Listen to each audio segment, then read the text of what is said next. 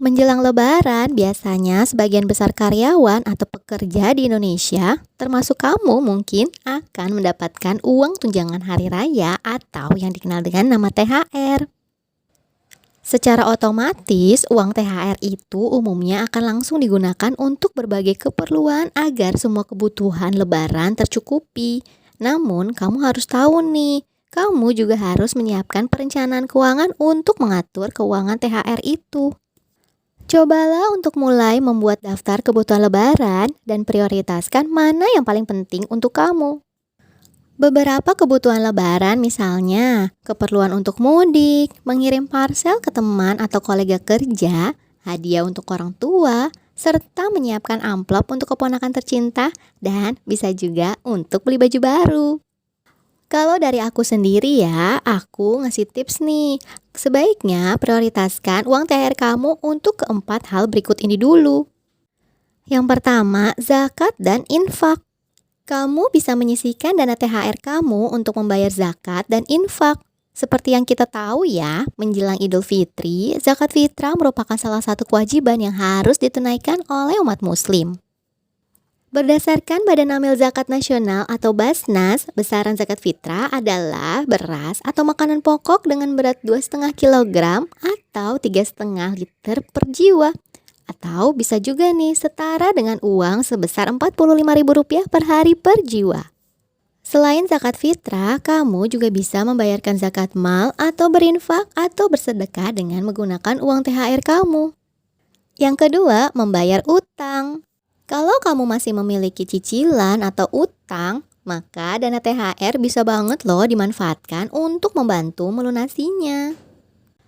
Catat semua utang dan cicilan yang ada, misalnya dari kartu kredit, cicilan kendaraan, atau rumah, dan yang lainnya. Meskipun mungkin tidak dapat melunasi keseluruhan utang kamu, ya paling enggak dana THR kamu bisa membantu meringankan beban utang. Syukur-syukur alhamdulillah ya pas lebaran nanti kamu juga suci dari utang. Yang ketiga, sisihkan untuk menabung atau investasi. Mendapatkan uang THR juga bisa menjadi kesempatan kamu untuk meningkatkan jumlah tabungan dan investasi kamu.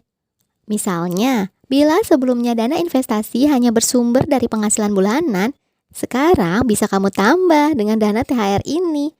Kamu bisa menyisihkan 10 hingga 20% dari THR untuk menabung atau investasi.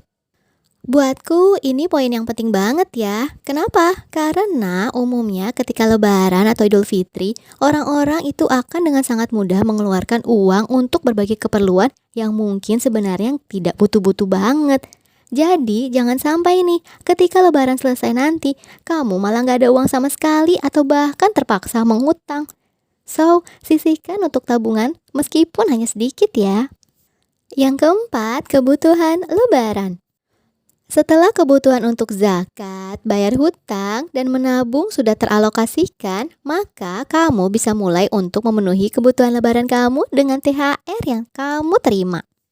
Untuk kamu-kamu yang sudah lama tidak balik ke kampung nih, sekarang kesempatan untuk mudik itu terbuka lebar. Jadi manfaatkanlah untuk kembali ke kampung halaman. Kemudian bisa juga nih gunakan THR untuk mengirimkan parcel atau hampers ke orang-orang yang memang penting dan sangat berjasa buat kamu. Apabila keempat kebutuhan tersebut sudah kamu penuhi, maka boleh deh sisa uang THR yang masih ada kamu gunakan untuk self reward. Tetapi ingat ya, nggak perlu berlebihan dalam memaksakan self reward berupa healing jalan-jalan selama 6 bulan. Self reward itu bisa loh berupa hal-hal yang terjangkau dan sederhana. Misalnya, kamu membeli minuman kesukaan kamu sambil nonton drakor favorit. Dan yang terakhir nih, yang tidak kalah penting yaitu catat setiap pengeluaran uang THR kamu. Agar uang THR bisa terkendali, maka wajib banget bagi kamu untuk mencatat setiap rupiah yang dikeluarkan. Kalau misalnya memang sulit untuk mencatatnya di buku, bisa banget untuk kamu mendownload aplikasi pencatat keuangan di Play Store atau App Store.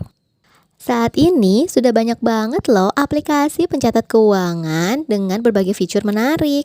Makasih banyak untuk kamu yang udah nonton videoku sampai detik ini. Semoga apa yang aku share ini bermanfaat untuk kamu dan aku ya. Jangan lupa subscribe, like, dan kasih komentar. Sampai jumpa di video selanjutnya. Bye-bye.